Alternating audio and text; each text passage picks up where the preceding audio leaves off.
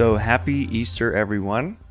Welcome back to Avenues of Awakening. It's been several months since I've recorded one of these, and I thought that Easter weekend is the perfect time to restart. I've been working really hard with my wife to come up with all of the groundwork to really support this podcast and YouTube channel. So moving forward, I'm going to say we're in production. We have a few interviews coming up in May. And keep an eye out for those. I'm very excited to finally be getting going here. So I want to wish everyone happy Good Friday and happy Easter. Happy spring. Thanks for joining me today.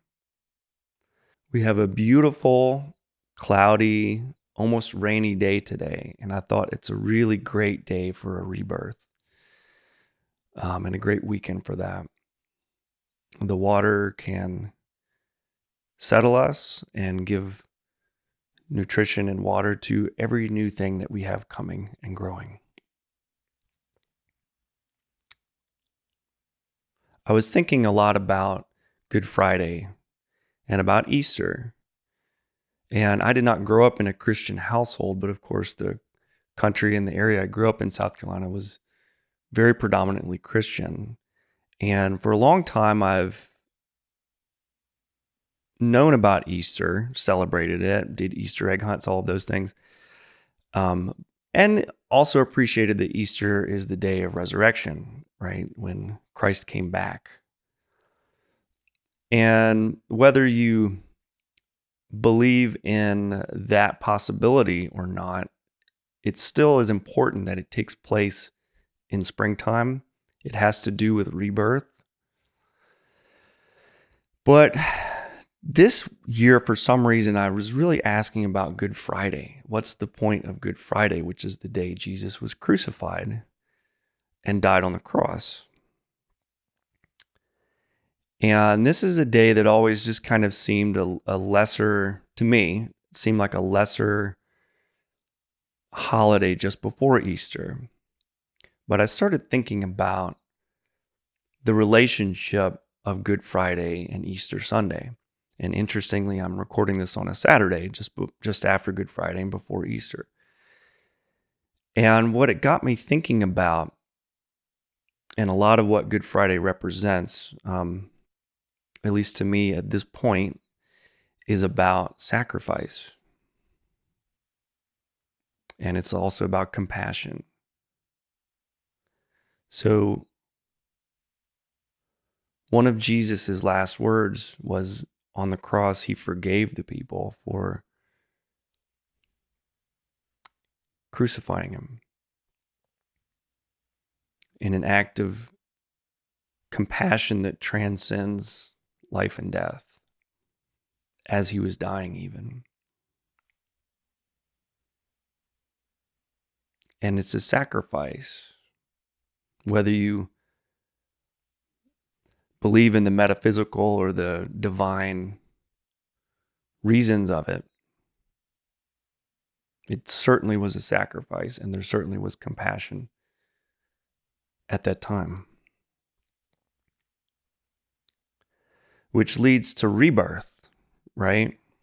And perhaps in a different episode, I'll go in a little bit more to the principles and metaphysics behind what was going on at that time.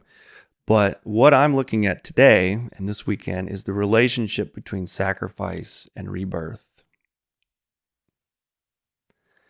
And those are fundamentally connected. So we have sacrifice, which is related to the word sacred. And I believe, I'm probably wrong on this one, but sacre and blood are also connected. So I was thinking of a friend of mine who's about to become a father, and I mentioned to him that, everyone congratulates him and gives him a huge celebration, but I was also noticing that there's grief involved with that. There's a sacrifice involved with becoming a father, with any becoming, really. There's something you are essentially letting die or that you're killing. There's an old life that is dying to feed and give birth to the new, right? So his status as a non-parent is forever gone so that he can become a parent. He's becoming that.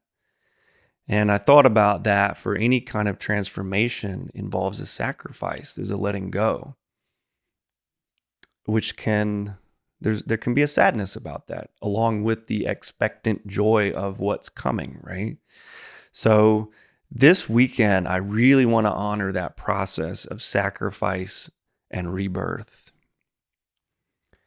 And what I've noticed is that a lot of people I know are now entering a phase of rebirth. So a lot of people, I think I talked about this back in my first energy check-in, was that a lot of things were changing. A lot of people were sorting through their lives. COVID was a big stop.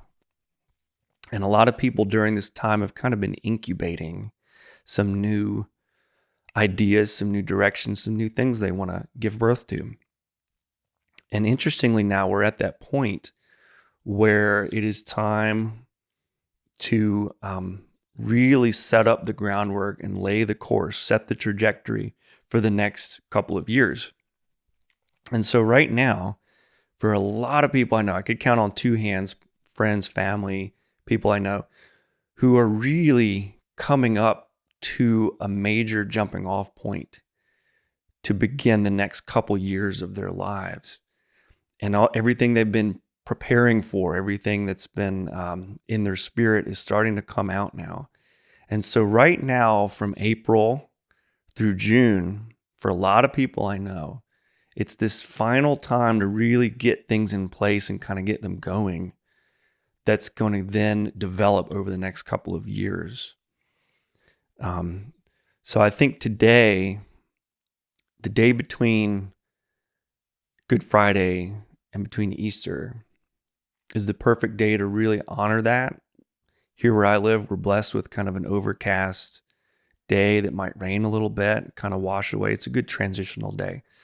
So on this day, this Easter weekend, let's honor the sacrifices we've made, the things we're letting go of right now, the changes that are taking place in our lives, and remember that that sacrifice is being used to give birth or rebirth to the next phase and the next awakening.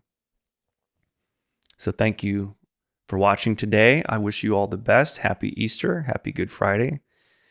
And we'll take just a moment to honor and release what has come before, and to honor and welcome the new spring and the new awakenings. Thank you.